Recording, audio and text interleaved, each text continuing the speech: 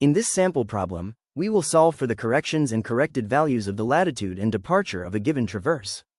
The problem provides the traverse courses along with their corresponding distances and bearings.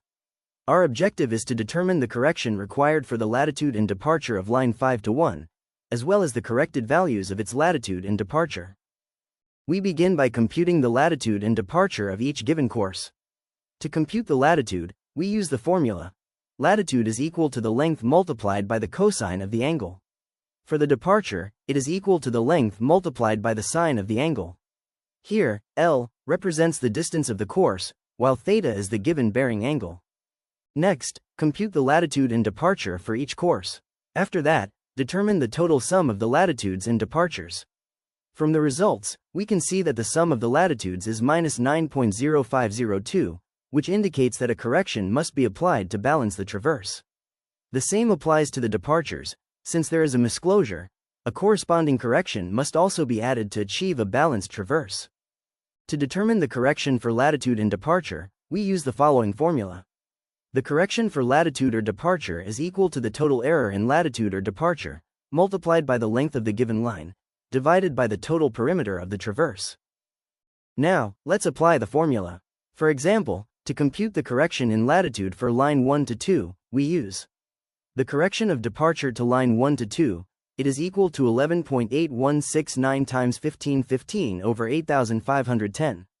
Where 9.0502 is the total latitude error, 1515 is the length of line 1 to 2, and 8510 is the total perimeter of the traverse.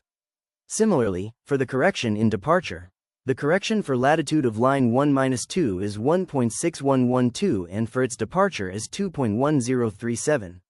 Where 11.8169 is the total departure error, 1515 is the length of the line, and 8510 is the perimeter. Solving these, we obtain a correction in latitude of 1.6112 and a correction in departure of 2.1037 for line 1 to 2. Also, note that when computing the corrections, we disregard the sign of the original latitude and departure values.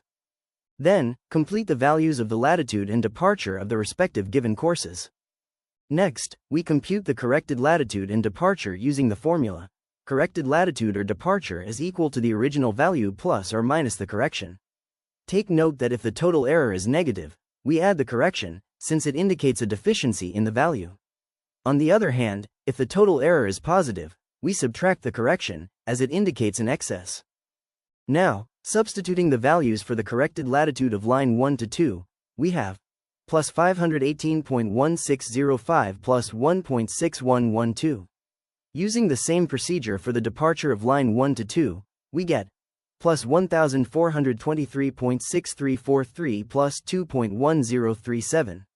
Continuing this process for all the remaining lines, we obtain the corrected latitude and departure values, as shown in the table. Finally, we check our results by summing the corrected latitudes and departures. These should both equal 0 to confirm that the traverse is properly closed. Since the sums are 0, this indicates that our calculations are accurate. Since the computed sums of the corrected latitude and departure are equal to 0, we can confirm that the traverse is properly balanced. Therefore, we can now use the results for line 5 to 1 as our final answers. For item 1, the correction in latitude for line 5-1 is 1.2868. For item 2, the correction in departure is 1.6802.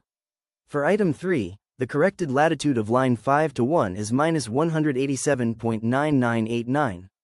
And lastly, for item 4, the corrected departure of line 5 to 1 is plus 1196.7831.